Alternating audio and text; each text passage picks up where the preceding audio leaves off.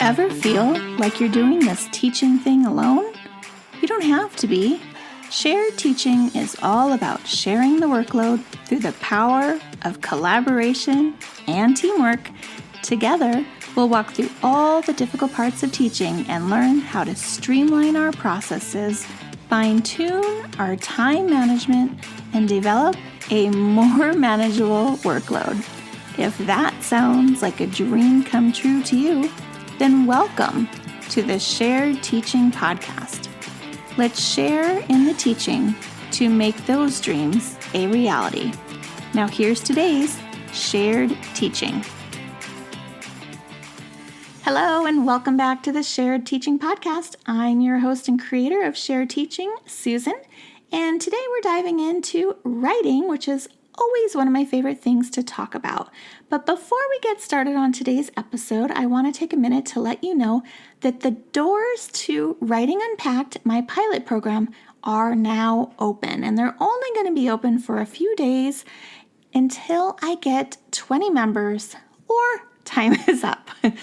So if you are interested in learning how you can improve the writing instruction in your classroom and you're a first or second grade teacher, I encourage you to look at www.sharedteaching.com/pilot program to learn more about how you can be one of the founding members of this program. Now let's go ahead and dive into today's episode, which is number 53, where we're talking about how to improve writing skills in your students. Now, this is a big one, and it never fails that I start every single school year wondering how in the world I'm going to improve the writing skills of the class when they come to me and it seems like they're just so low. Especially last year, once we finally saw those effects of COVID happening, because remember, these poor second graders missed part of their kindergarten and then all of their first grade, and most of them were virtual during that time period until they landed in my classroom for second grade. And so I saw a lot of handwriting issues, a lot of lack of phonics instruction and background, just overall just low. So the best news is that generally the lower the skill level, the more improvement you'll start to see as you start improving their writing skills, which is kind of exciting to think about, right? And it's a nice way to put a positive spin on kind of a difficult situation. You're going to see a large improvement once those kids start taking off. So let's go ahead and dive into how we're going to do this without pulling out all our hair by the end of the year. So first, what we want to look at to improve writing skills is looking at your mini lesson. Now, last week's episode was all about how to plan your mini lesson, so I encourage you to take a listen to episode number 52. And since your mini lessons are at the heart of your writing instruction, they need a lot of attention. So go ahead and dive into episode 52, listen to that episode or read the blog post all about it, and then come back here and join me when you're done. Okay, so hopefully you've gone and done that. And now before you plan out your mini lesson, you need to examine the writing work that your class is doing. So for example, if it's back to school, I give everybody in the class the same writing prompt.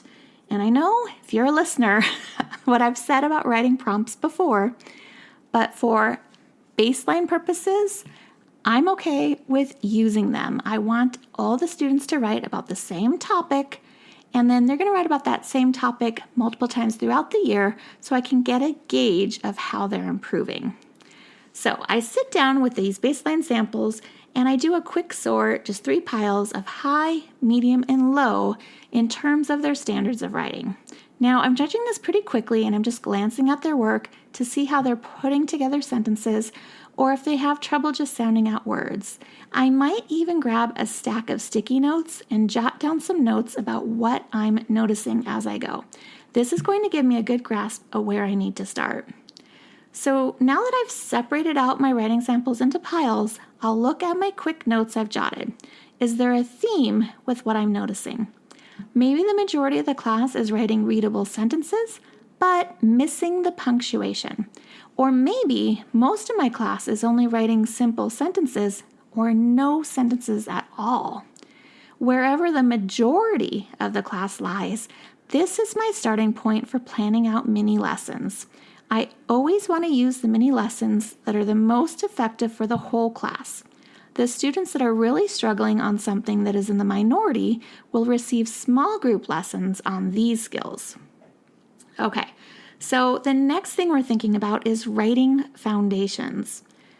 So since your writing mini lesson is meant to reach your whole class, small group lessons are the perfect opportunity to teach much needed skills that not everyone needs.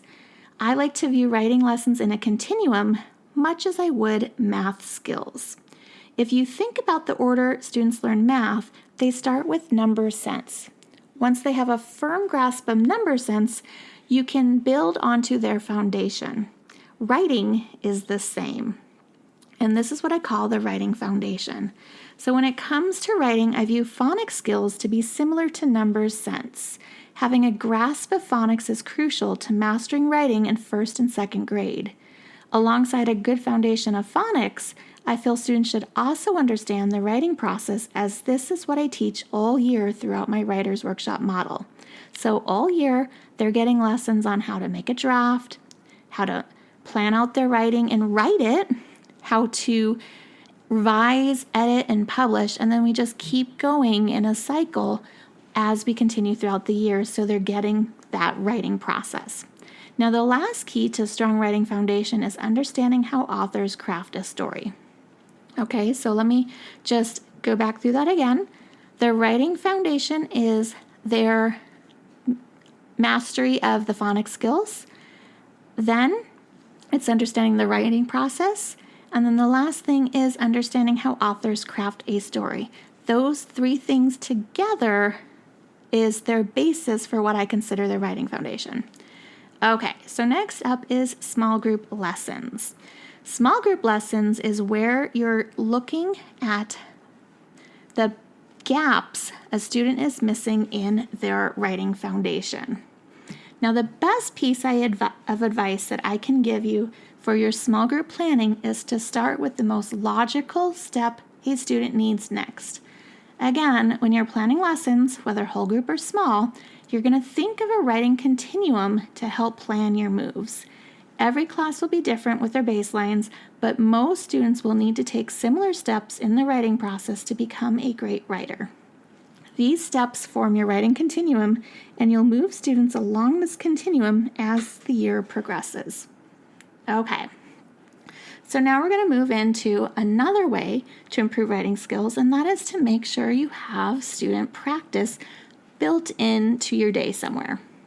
So of course, when you're working to improve anything, the best thing you can do is practice. So if you're learning a new skill, you practice it. If you want to be better at baseball, you practice. If you want to be a better writer, you're going to have to practice writing. So I find that when my struggling writers are having trouble putting words onto paper, it can sometimes be because they are not confident in how to form their letters. So if you want to learn more about our struggling writers or our reluctant writers, you can listen to episode number 48, where I talk more in depth about that. So I've noticed many times a student will sit there in writing class and I'm like, well, why don't you have anything done?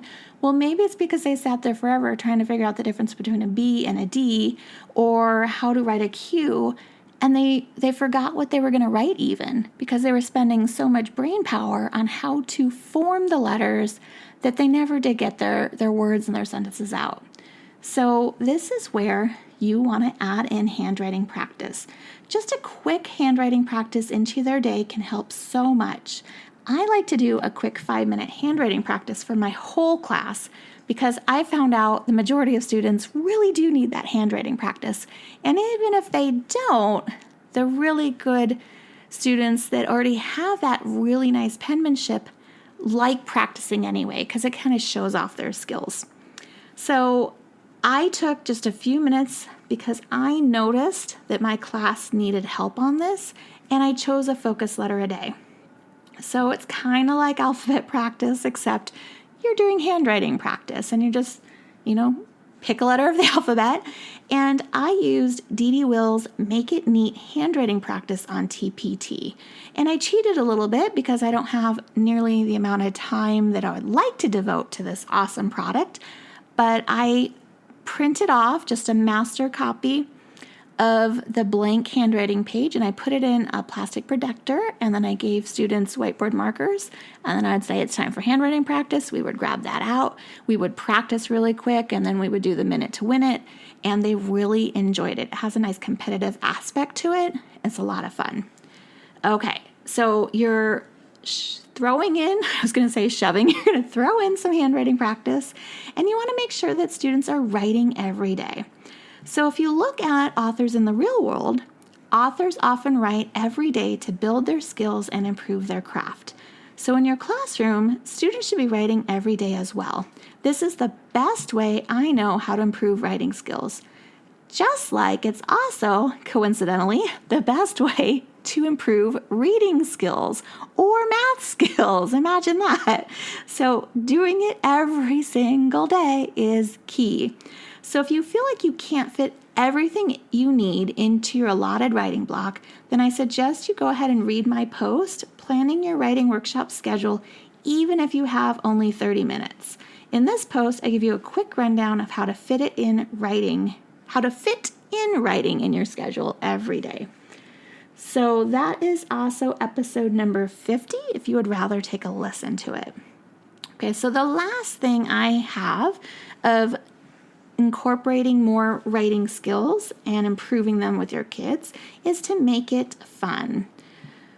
So if you want to improve writing skills, you'll have to change up your instruction. You have to make it fun because students will be more engaged when you change up your lesson format or the independent practice. Students crave variety, and making small tweaks can go a long way to keep kids interested. One of my favorite ways to pull out a fun pen to allow students to use it for the day, or maybe just give them a piece of chewing gum during writing time. It's those little things that make a big difference towards improving their attitude toward writing at that time. So I hope you found a few great ways to improve your students' writing. Now just remember to focus on one small skill at a time, and in no time, they'll be exceeding all your expectations. So if you want more writing coaching, sign up to learn about my new program, Writing Unpacked, where I help teachers make writing their favorite subject to teach. And again, you can find more about that at www.sharedteaching.com/pilot program. Thank you so much for listening, and I'll see you next week. Leave a review on iTunes if you like this. Bye! If you've loved this show, then join me in sharing the teaching, hitting that subscribe button, and leaving us a review on iTunes so we can be found by more teachers like you who are ready to start sharing the workload. I hope you've enjoyed this episode. Find new episodes each week on sharedteaching.com. Thanks for listening to the Shared Teaching Podcast.